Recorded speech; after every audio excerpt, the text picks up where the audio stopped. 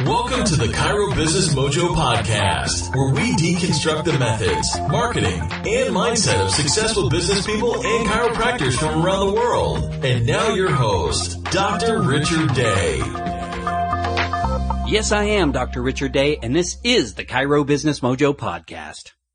Dr. Gilles Lamarche is a passionate chiropractor who has practiced for more than 25 years in Northern Ontario, Canada. He's an avid student of the psychology and philosophy of success. He has spoken to audiences throughout Canada, the United States, Mexico, Japan, Scandinavia, Australia, Europe, and the Caribbean.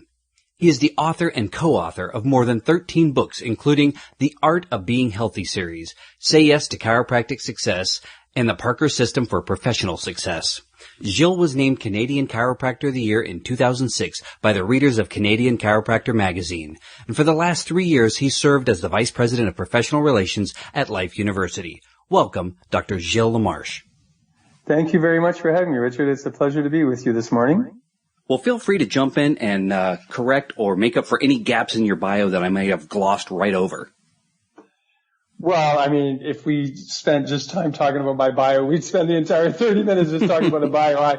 I just feel, honored every day waking up to know that I'm a chiropractor, that 37 years ago, I graduated, and I'm as passionate about our profession today as I was the day that I entered practice in 1979. And I know that for some people, not everybody's successful in practice. Some find that they're struggling. Some find that people are, still sort of this anti-chiropractic movement of sorts. But the reality is, if we think back to an 18th century philosopher named Schopenhauer, he said, every great truth goes through three phases. First, it's ridiculed. Then it's violently opposed. Lastly, to be recognized as self-evident. And I believe that we are totally self-evident, but that's not necessarily all in the eyes of the public. So we continue to work in a really diligent fashion to bring the message of chiropractic, to keep it pure, because if you look at what's happening in science today, they're catching up to what we've been saying forever. I mean, yesterday I had the pleasure of listening to Dr. Michael Longyear, who is a clinician at NeuroLife Institute at Life University, and he was speaking to the Student Philosophy Alliance. It's a Green Book study club. And he took a section out of The Science of Chiropractic, written in 1916, and he was talking about neuroplasticity. And he said, that's sort of that magic word that has emerged in the past decade or so with neuroscientists, neuroplasticity. But Didi talked about it. BJ talked about neuroplasticity. They just didn't use that word. Mm-hmm. So the reality is that the world is catching up to what we've understood as it relates to the power of an adjustment, its effect on the nervous system, and now we know it has a direct effect on brain physiology, brain morphology, brain function. If you read any of the research by Dr. Heidi Havik out of New Zealand and her crew, and if you listen to anything that Dr. Joe Dispenza talks about.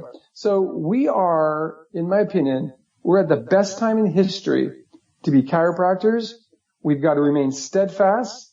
We've got to continue and improve how we communicate what chiropractic truly is, because we've diverted in the last many decades from what chiropractic really can do to enhance human function. And if we stay that way, you'll see that more people will actually get on that bandwagon. And that's what I'm experiencing when I speak in public.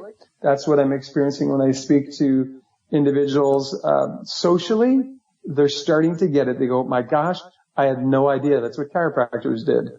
And so if we come to chiropractic and we deliver the truth consistently, people start getting the message and they start getting involved. Then they start getting results, and invariably they become advocates, ambassadors for chiropractic and for your practice.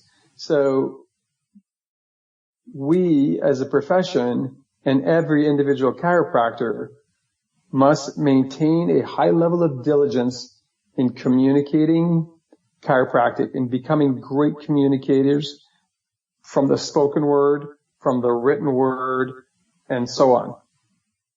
Well, I applaud you for staying passionate throughout your entire career, especially in the face of when the research wasn't there. And I agree with you. It is such an exciting time. I've had the pleasure of hearing Dr. Heidi Havoc speak and seeing her research, and it is so exciting to see that this science is finally backing up exactly what you said, what we've known and been doing for years.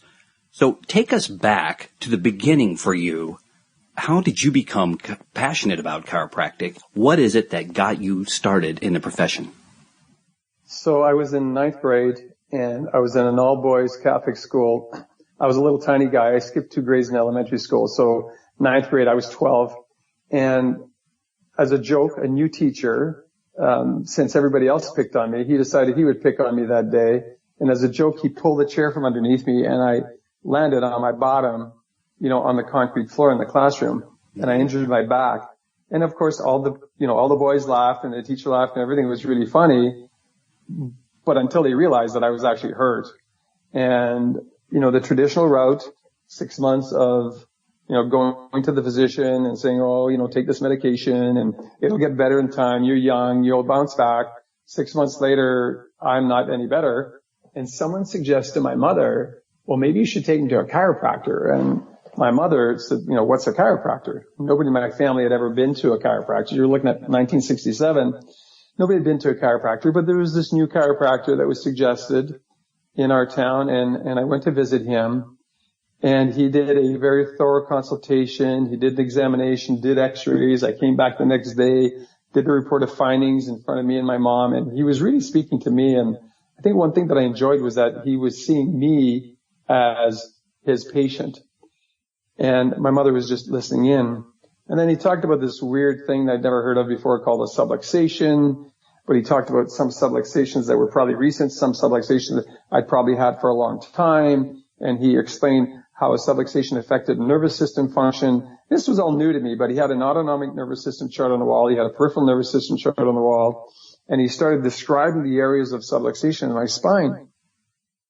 And then he said to my mother, did he ever get dropped off like a change table or fall on his head or something? He's got some really serious issues in the lower part of his neck and the upper part of his back. And then all of a sudden he started relating digestion, elimination. And my mother looked at him and said, he's been having, she relayed I had not been dropped, but I was a forceps delivery baby and that I'd had issues. So I wouldn't tell you I was a sick child. I was always an unwell child. I always had tummy pain. I always had indigestion, didn't go to the bathroom on a regular basis. And so he said that, once these subluxations be corrected, not only was it likely that my back pain would be gone, but my physiological functions, would probably be restored. And he didn't guarantee anything, but he related it. And I'll tell you, I didn't believe a word he said. I thought if this guy helps me get rid of my back pain, just, I'm going to be a happy camper. And I know that's all he's going to be able to do because I've been to all these other doctors and they all tell me there's nothing wrong with me. Well, lo and behold, as you well know, whether you believe in chiropractic or not, when subluxations get corrected, your nervous system starts to function differently and it optimizes. And within a very few short weeks, months, probably a month or two at least, I started recognizing that not only was my low back pain gone, but I was going to the bathroom normally. I could eat whatever I was eating and I didn't have, pain in my throat or pain in my chest. I had no indigestion. And his name is Dr. Ronald Ingard. And I remember telling him when I went in to get checked, I said, when I'm big, I'm going to be like you. And I was so convinced that this was the only way that people should be taken care of except in a crisis. And so off I went. I finished high school. I ran track through high school. I ran cross country through high school. I had good grades, did my undergrad, went to chiropractic school, graduated. And one thing that I remember him telling me when I said to him, when I'm big, I'm going to be like you, he said, well, promise me that if you decide to become a chiropractor, before you graduate, you go to a Parker seminar.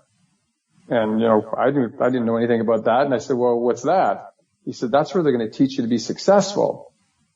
And so I just put that in the back of my head because I remember telling him, well, aren't they going to teach me that at school? And he says, no, it's not the school's job to teach you to be successful. It's your job to learn to be successful. The school job is to teach you everything you need to learn so you can pass your board exams and get a license. I was like, okay.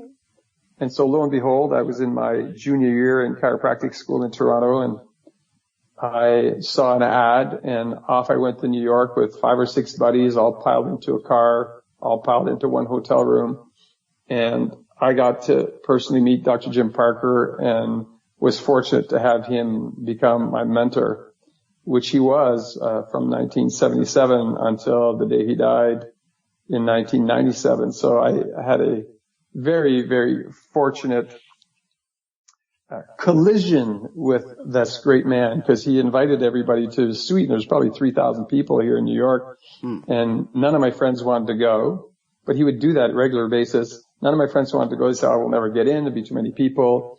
And I decided to go, and I got up there, and there was maybe 30 people in this beautiful suite. And I went up thinking I could just peek my head in, because they had said that's where President Reagan had stayed the weekend before. And I was like, wow, I wonder what this looks like. I'm from this little town in northern Canada. I'd never really seen the big lights. So I went up there, and, some of the people that are up there are names that, you and the listeners probably remember, like Dr. Charles Ward, who's still a great chiropractic advocate coach.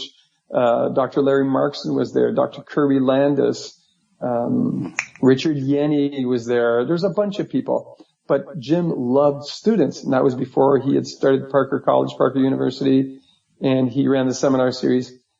And so I just developed this relationship with him, and I went 3 times before I graduated, and I basically hit the ground running. I can't tell you, I don't have a sad story about failing in practice and then discovering an aha moment and then making it. I basically was in the black my first week in practice and never looked back. And I would tell you that it's because I did exactly what he told me to do. I didn't try to reinvent the wheel. I did a thorough consultation. I always did a thorough examination.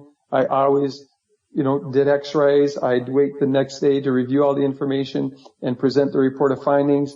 And I did it the way he taught me, because, this guy had built 18 successful clinics in Texas. Why would I try to do it any different way?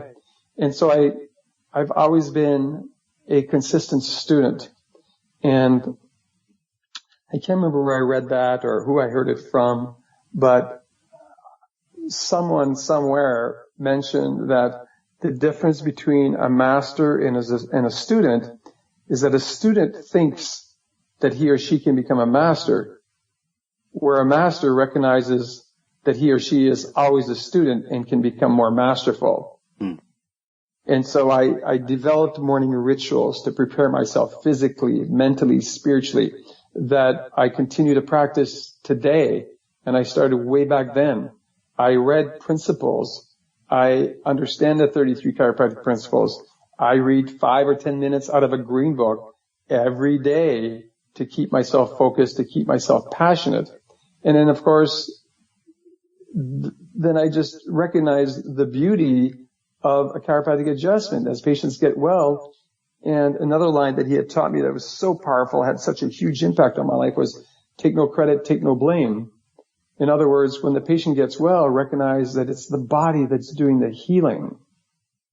And so don't let your ego get in front of you and say, oh yeah, I am so great, but rather continue to be masterful at the art of detecting, analyzing, and correcting a subluxation. And just watch what happens. And so the stories, the testimonials, they came, by the thousands. And it wasn't because I was any better than anybody else.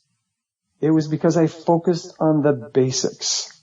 Human interaction, loving service, being kind, being respectful, teaching the principle, giving people an opportunity to participate in a process of change and growth, and recognizing their innate intelligence and not having a fear to teach them the chiropractic principles. Wow, there's so many important messages in what you are laying out there, and what a great experience to be able to learn from one of the masters so early in your education and in your profession. Many chiropractors that I come in contact with, when they were in school, they were mostly, and rightly, really worried about making sure they passed their classes and their boards. But you're absolutely right. If you can also, in the back of your mind or somewhere along the way, be picking up the psychology aspects of success, you'll be able to hit the ground running and won't have that failure story to go along with your practice. So it's so important, and so many lessons that you are laying out there. Yeah, and it's really all about focus. I remember writing a little segment in a book that you mentioned earlier, Say Yes to Chiropractic Success, and the segment in my opening was about a magnifying glass, and I wrote something like, sunlight focused through a magnifying glass can start a fire, but the conditions have to be just right. Because if the magnifying glass is too far from the surface, the rays get diffused, they don't generate enough heat. It's like water, it boils at 100 degrees centigrade. But if the temperature only reaches 99, the water doesn't boil. Like an airplane has to hit a certain speed before the air under the wing allows it to rise. And so I find that students, doctors, spend so much amounts of energy trying to become successful.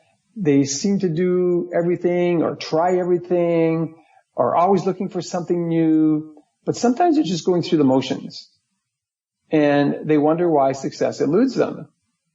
Yet you look at other people who go through the same motions and are literally, successful, which what appears to be overnight.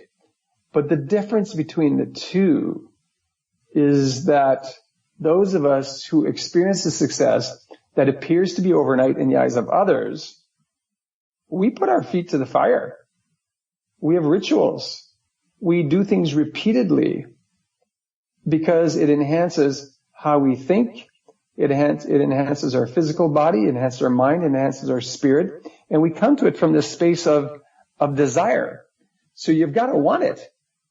And when you really, really want it, you then have to believe. Jim used to say you've got to have FCB in your PSI, faith, confidence, and belief in your product, service, and idea, and in yourself. So this idea of accepting you, loving you unconditionally, so you can then share that with humanity is a powerful place. Because all you need to have is one or two of those elements out of alignment. Your energy, your focus, your everything gets so diffused that you don't achieve what you think you could achieve. So every part of you, your heart, your mind, your soul, your physical body, every part of you has to buy in to this process of possibility. Because if you look, there's not a condition known to man that hasn't responded to chiropractic, as far as I know. Not a condition. Now we're not condition based. So I didn't teach my patients that it was a condition, but it was a condition that usually brought them into the office. And the reality is that very close to 100% of new patients that came into my office came because they had a condition. They had something that they saw as being wrong. And my job was to show them how right they were, how much ability they had to heal once the interference was removed. And so when we focus on that and we teach from that paradigm, their lives are different. And so when someone would come into my office, I had a ritual. So there was our team had a ritual as how the patient was welcomed. They completed the forms. They'd be given a tour of the office, for example, to make them feel totally comfortable. They'd be brought into the consultation room. They would be asked to sit in a particular chair, which was angled in a particular way, so they could see me when I walked in. They could see a spine hanging there. They could see the autonomic nervous system chart. They could see the peripheral nervous system chart. There was a view box on the wall if I needed to. I always had somebody's x-ray up there. But all of that to create an ambiance of trust. And I would review the questionnaire that they completed before walking into the room. I'd make a couple little notes. And then in a very ritualistic fashion, because it became part of my process, I would walk in. So if I'd walk in to see you, for example, I'd walk in, I'd say, "Good morning, Richard. I'm Dr. Lamarche. I'm honored that you've chosen me to be your family chiropractor." So some people may say, well, why those words exactly? Just think about them. What feeling that would give someone, and what we would preemptively be creating is already this thought that I am your family chiropractor. And not egotistically, but I'm honored that you chose me to be your family chiropractor. And then if someone had referred them, which was typical, I would thank the referral source, in front of the patient, say, I'm going to send Jane a card. She's had great results at our office. And, I'm so grateful that she referred you here. And then I would thank them. I'd say, thank you so much for doing a great job filling out the form. There are some concerns we're going to want to discuss. But before we move on, please allow me to explain how we work in our office. So before I got into the OPQ-RST and asking about their condition, I'm going to start right there, changing the thought process in their mind, because my goal is for them to be a practice member for life. And if not in my office, in somebody else's office, but to be a practice member in a chiropractic office and to bring their entire family. And I do it without having to sell it. I teach it. And so because they were sat in front of the spine, the autonomic nervous system, the peripheral nervous system chart, if you can sort of just see that in your mind, that was that entire wall. I always started with the same question. I said, "So Richard, can I ask you a question?" And do you want to play the role? I'm going to pretend you're sitting there. Okay. So Richard, can I ask you a question? Sure. So if you think back to high school biology class, and now a caveat, Richard, you have to pretend you're not a chiropractor. But okay. We'll see where the answer gives. So if you think back to high school biology class, what do you remember your teacher telling you was the most important system in the human body? I think the brain, maybe.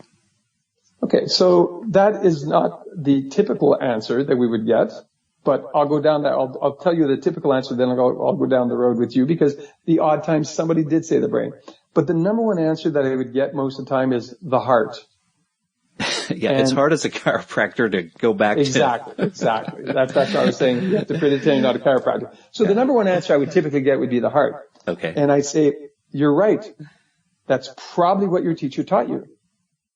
You see, you've got to ask a question so you never make the person wrong. If I said, well, what do you think is the most important system? And you said the heart, I'd say, well, no, you're wrong. It's not that. What kind of relationship am I building with you? How does it feel to that person sitting in front of you if you make them wrong in the first 60 to 90 seconds you met them? Mm-hmm. You're not building a relationship. So I would say, you're right. That's probably what your teacher taught you. But science has discovered and has proven that there's a system that governs all systems, including your heart. For example, I'm going to assume that you went to sleep last night. Am I correct?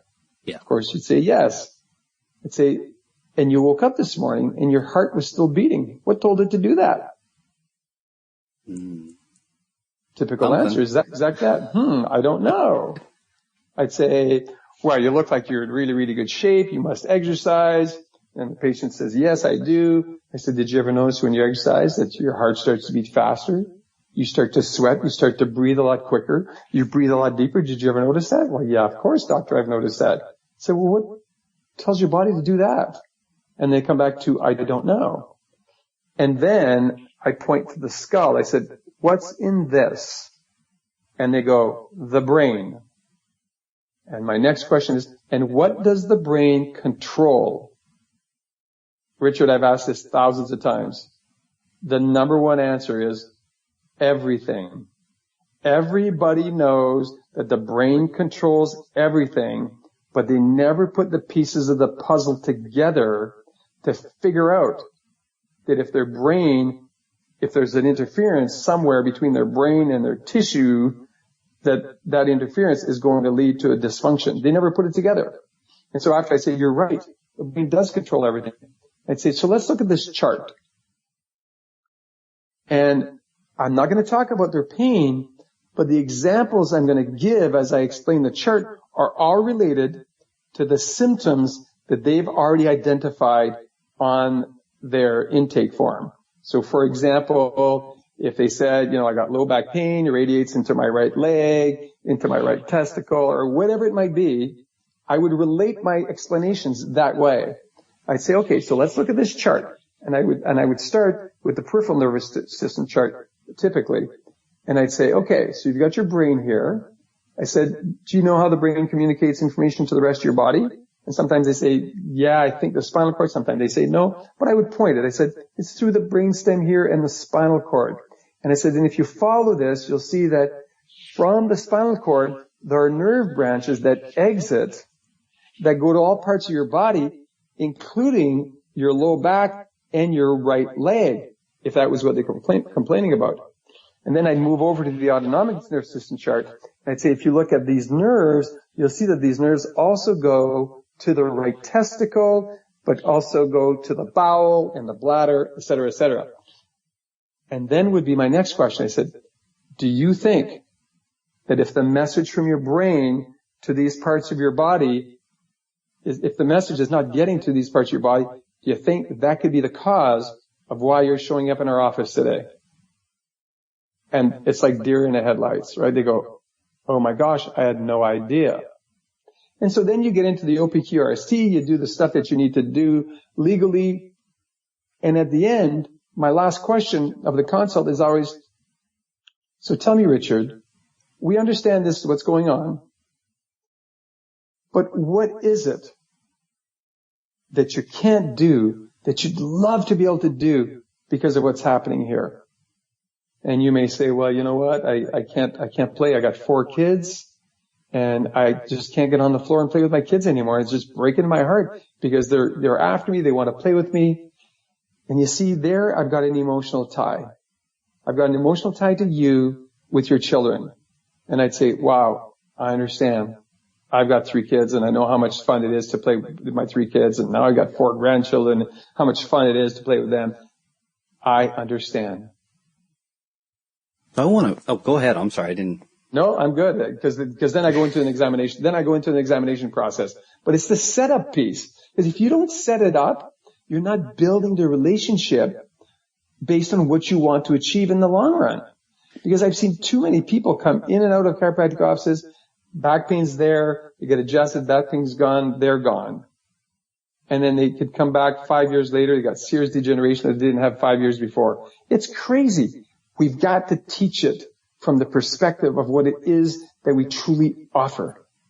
Yeah, so much is going on in what you just went through there. And I think as chiropractors, we're probably focusing on the neurophysiology that you're talking about. But, you know, the psychological aspect, as you well know, is that humans put up barriers. They don't want to be told what to do. They are much better if they reach these conclusions on their own. And Absolutely. Through that series of questioning, that's what you're doing. You're really turning on that process. And then I loved when you talked about tying it back to an emotional, something personal for that person. It's so true. We're all at heart, I believe, and I see it over and over, selfish creatures. And if you can key in and say, how can I help you? What is something important that you wish you could do that you can't currently do?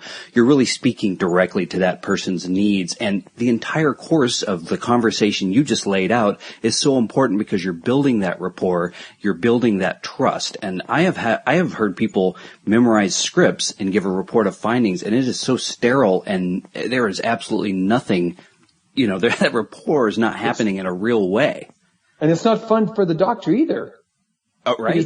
Because they find it's just too mechanical. And, once you understand what's important to them, well, you make sure that you note it, or make sure that you remember it, because when you deliver your report of findings, you say, I've got great news for you, Richard. This is what's happening, blah, blah, blah. Imagine what your life is going to be like when you're subluxation free. Imagine what it's going to be like when you can get on the floor and play with your kids and you could be a rubble rouser with them. And imagine what you're like. And they go, really? Wow. Now they've got an emotion attached to their decision, and people make decisions on emotion. Mm-hmm. So this is not to sell them chiropractic. This is to make them aware of an opportunity that you've discovered what can help them get well and stay well.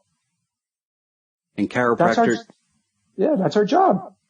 And getting that patient buy-in, so to speak, and I'm doing air quotes, is so important. I've seen in patient compliance, more patients get well because they're more compliant with what your care plan is, because they do have that emotional involvement.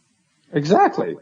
So that's a big part of our job. So becoming great communicators. So for example, October 14th, 15th in Atlanta, we're hosting a Life Vision seminar. We host those 3 times a year at present.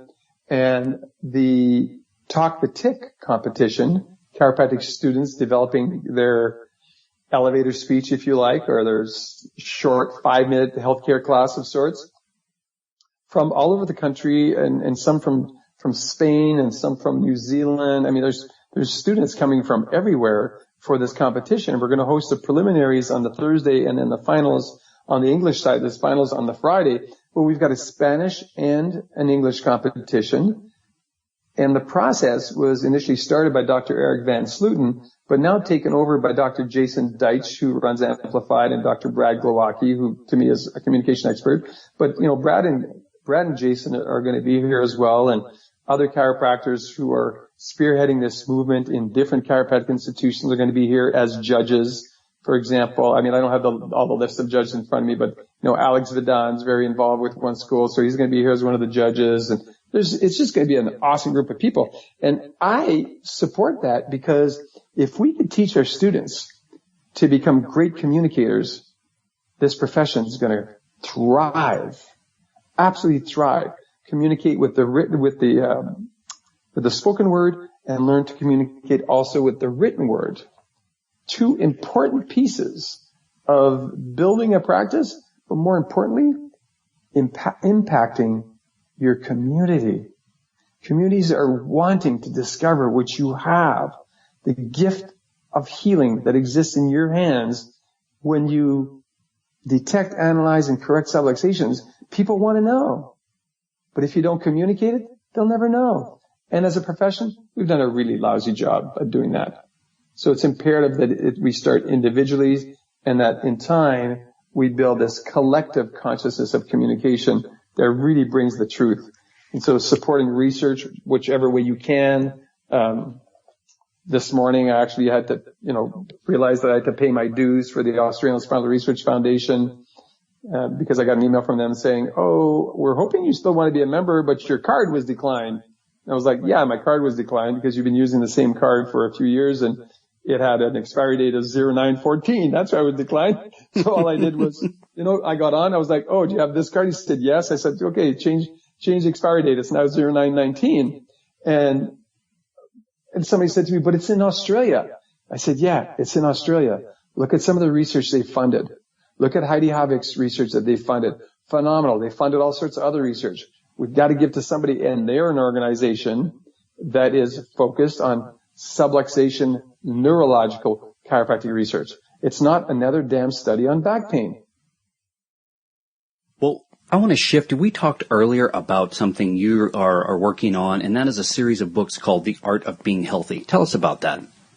Oh, that has been so much fun. So the last volume I did, this last year, we finished volume number 3, and the subtitle of this volume is Real Life Accounts of Children and Mothers Healing with Chiropractic.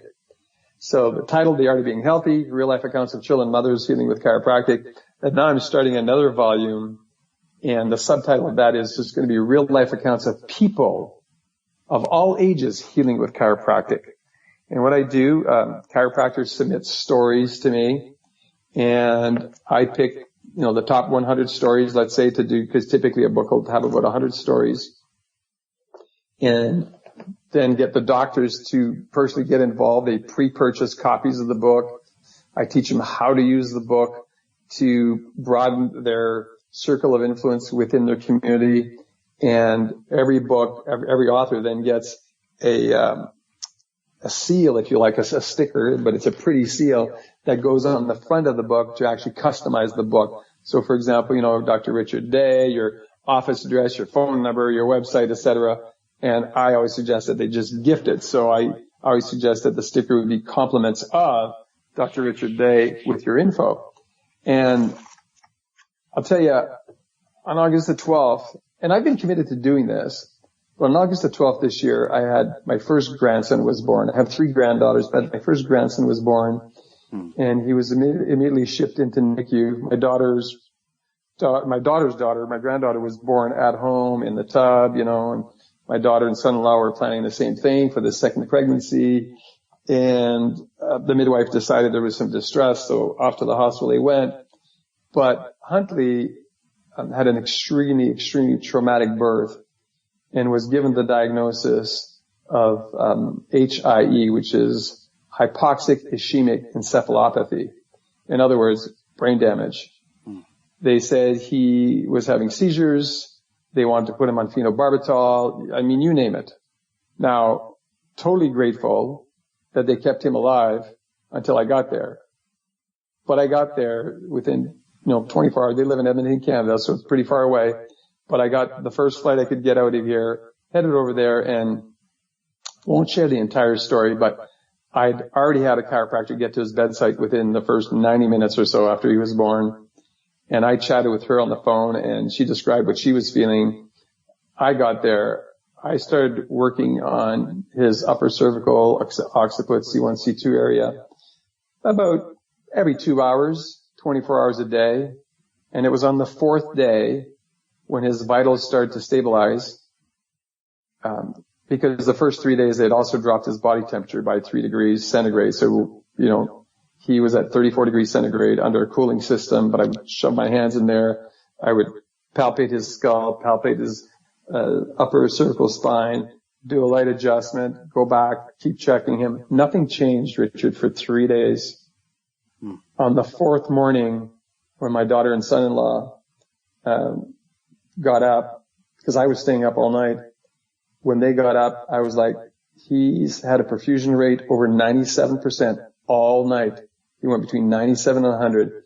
It took 3 days for his oxygenation rate to go above the 80s. And I knew, first of all, I knew the minute I laid my hands on him that this child was going to be fine. I also knew when the neonatologist said, we've got to put him on phenobarbital, he's having major seizures, that wasn't going to happen. And I specifically remember one conversation I had with her, and she was gentle and kind. I mean, they were so helpful and so nice. And like I said, I'm so grateful that they kept him alive long enough for his body to do the healing. But when she said, we've got to get him on this, he had a serious seizure at 2 o'clock. I was like, he didn't have a seizure at 2 o'clock. I had my hands on him at 2 o'clock. She said, well, the EEG shows that he had a seizure. So I looked at her. We're thinking neuroplasticity, in my mind. Mm-hmm. I looked at her, I said, okay, I understand that.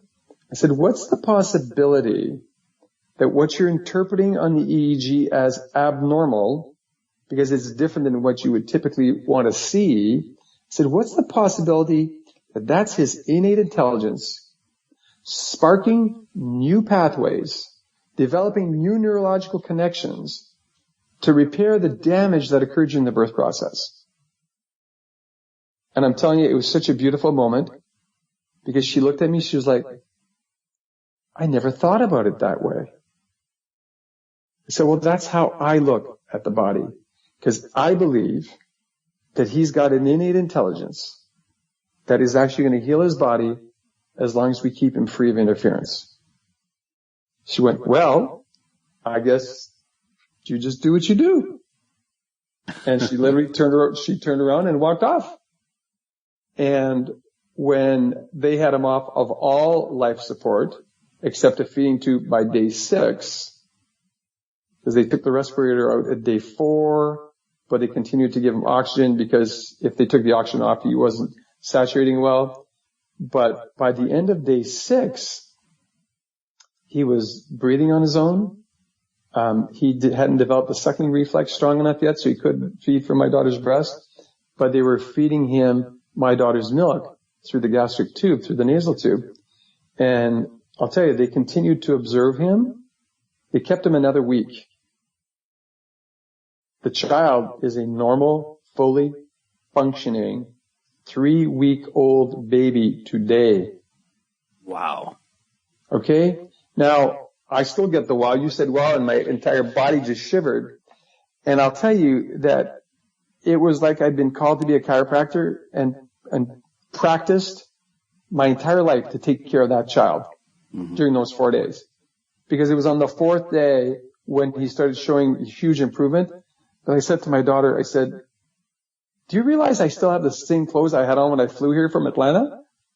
And she started to laugh and she was like, I didn't notice. I said, I haven't had a shower. I haven't even brushed my teeth in 4 days. And you know what? I never noticed.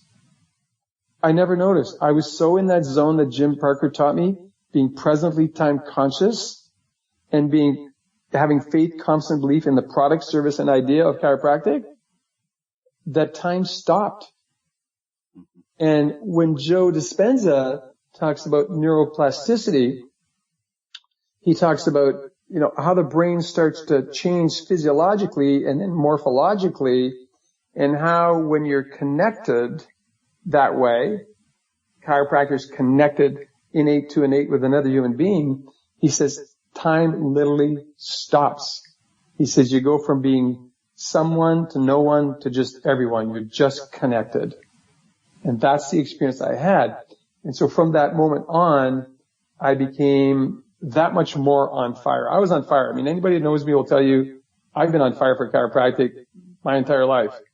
But I am more on fire now to help more chiropractors get their stories out and tell the story, because Huntley was one of 16 children in that NICU. He's the only one who was under chiropractic care. He's the only one who left that high-level NICU by day 6. There are babies that were there that had been there for weeks. The one across from 8 weeks. One mother told my daughter, I think she'd been there like 11 or 12 weeks. But Huntley was out of the high-level NICU in 6 days. He was out of the hospital in 14 days. Thank you, God. They did an awesome job with him, and they allowed me to do what I do. Now, what if we could get that message to more neonatologists? What if we could get more chiropractors? What if we could get a chiropractor in every NICU in the world? Absolutely. How would that change the process for these children? And so I've become more animated about it, which is why The Art of Being Healthy, I initially looked at it as, a series of 2 or 3 books, and now I'm looking at it as a series of at least another 10, because I'd love to get at least 1,000 great stories published, 100 per book. Oh, that is very weird. I apologize. I didn't realize I had my phone off, but it was ringing through my computer. Oh, okay. I apologize for that noise. So to get 1,000 chiropractors to get their stories out so that we can really get that storytelling. But this time around, Dr. Dan Sullivan, who's a friend and really into the science of chiropractic, is actually going to attach 2 or 3 scientific references to each story. And so we're going to step it up because, real life accounts of children and mothers healing with chiropractic, you read them, you will tear up, I guarantee you, because I read many and I read them all, obviously, 5 times, and I cried almost every single time. And most of the times it was like, so grateful that child got well, and so sad that some parents never know that this is available for their children. And so now we're going to take it up a step, and instead of being anecdotal stories, we're going to say, okay, here's the anecdotal story, here's a scientific attachment to why that person got well with chiropractic. So that's what I'm passionate about. I mean, other than everything I do at Life University, which is a beautiful place to work, and with a great leader, Dr. Guy Riekman, and an exceptional executive team with Dr. Cynthia Boyd and Dr. Rob Scott, who's our provost, Dr. Mark Schneiders. I mean, all sorts of just awesome people who are so dedicated to the chiropractic profession. So we have a good time every single day, even though we work our tails off, but we're hopeful that the process that we embark on and that we teach and share and bring to the world is going to have an impact on humanity. Because at the end of the day, that's why I wake up every day. What can I do today to impact someone? And then by impacting that one, what can I do today that in time will impact humanity? And we can just walk out the back door, because it's not about any one individual. The reality is that not one individual in our profession can do this, but collectively we can do something phenomenal. And for the audience listening to this podcast, if you listen to it, if it's published quickly, there's a movie that I saw last week called Remember the Goal. And I'd encourage you to go see the movie. Apparently it's only going to appear in movie theaters. It's not going to go to DVD, etc. But Remember the Goal. And just look it up online today. And I'll tell you, it's about a cross-country team. But it caused me to focus on when we remember the goal of why we wake up in the morning. When you remember the goal of why you step through the front door or the back door of your chiropractic office in the morning or in the afternoon, when you remember the goal is to help people thrive, to help people discover and experience full vitality, and you always remember that goal, you do whatever it takes to get there. It's about the people.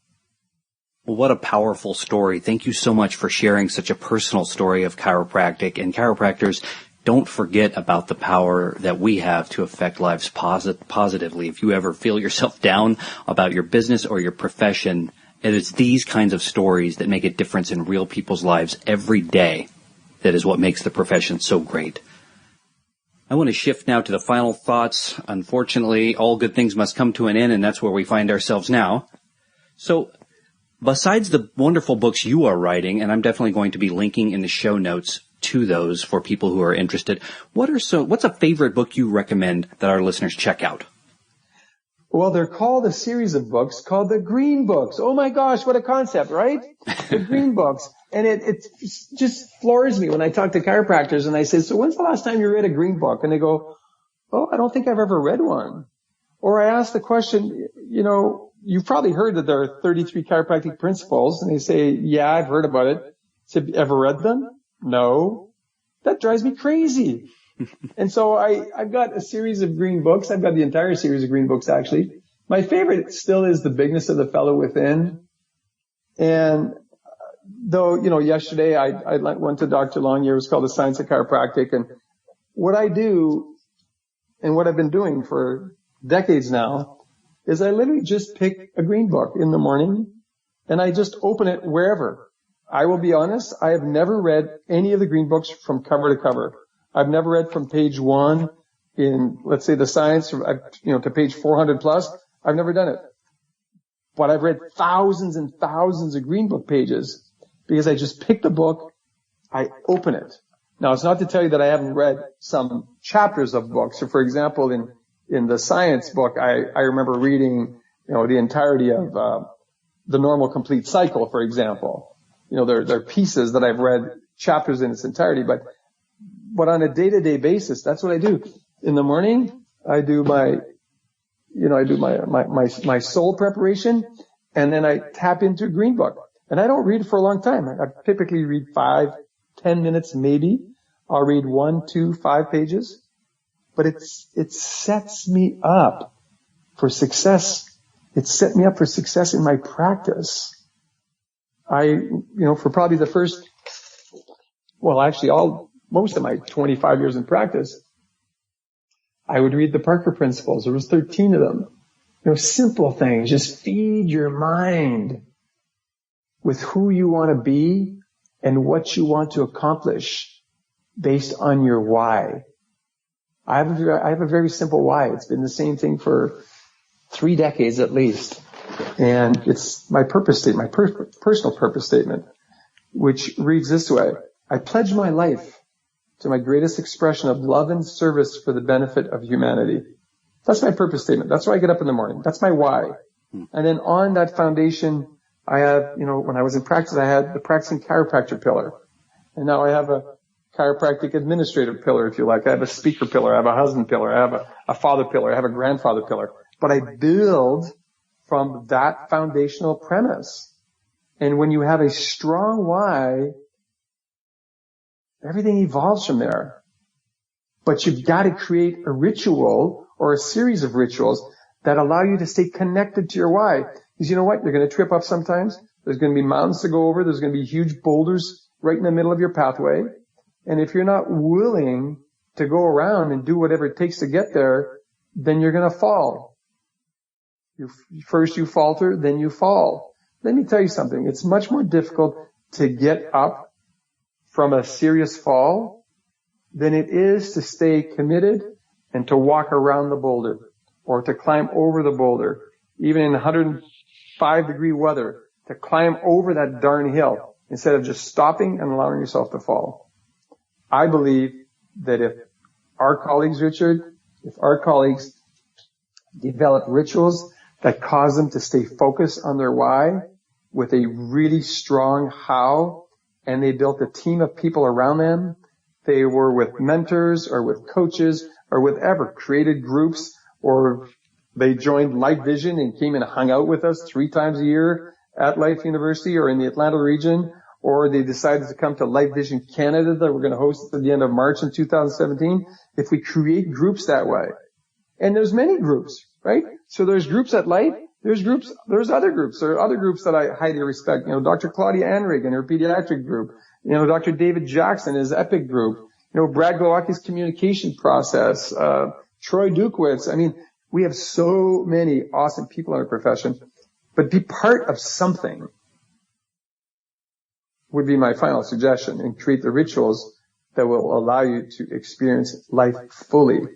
Because if you are living a vital life, you become a living example of what's possible. If you're not living a vital life, you will not have the impact that you otherwise could have. But if you are mentally, spiritually, physically living a life filled with vitality, people want what you have, and you will have an impact. It will be huge, a huge positive impact on people's lives and on the health of entire communities. That's how it starts. Dr. Lamarche, I want to thank you so much for spending some of your very valuable time with us here today. What is the best way for people to contact you and find out more about you, the books you've written, and where you can be seen and heard in upcoming talks? So my email address at Life University is my first name, period, my last name. So Gilles, period, Lamarche, Lamarche, @life.edu. Or you could obviously message me on Facebook. I have Gilles Lamarche DC, and I also have Dr. Gilles Lamarche. Unfortunately, my DC can't take any new friends. I've been at 5,000 for years already. But I pride myself on responding to communication. If I'm anywhere near a computer, I respond to communication within 24 hours, at least Monday to Friday. But I do travel. So like next week, I fly to London and I speak at the CI Congress. Invited by Doctors Joe and Steve Davison. Now, I'm literally flying to London on Tuesday night, coming back on Friday morning. And then the following week, invited by Dr. Auto Tovar to go to Chiro missions in the Dominican Republic. So I'll be speaking there, but also, you know, volunteering with another great group of people. And, in October, we have Life Vision here in Atlanta, lifevisionseminar.com. In November, I know I'm speaking for Dr. Dan Pompa. I'm also speaking at the Chiropractic Awareness Council. They've changed their name now. The name escapes me, but in Toronto. So yeah, I mean, we're getting out and about, and I accept invitations because I'm just so passionate about being a chiropractor and wanting more people, more chiropractors to understand the true exceptional gift and value that each and every one of you has in your hands. And when you connect those hands with your head and your heart, that's what people call miracles. I just call them the reality of what chiropractic offers when you connect man the physical to man the spiritual. So when you're connected to an individual innate to innate and you deliver a chiropractic adjustment, it doesn't matter what technique you're using. When you deliver the appropriate chiropractic adjustment at the appropriate time, that person begins to change instantaneously. There is a change in the barrage of information going to the brain, and therefore a change in how the brain is communicating to the body. You can go back to the simplicity of the safety pin, the afferent, the efferent. If there's a break in the afferent, there's a break in the efferent.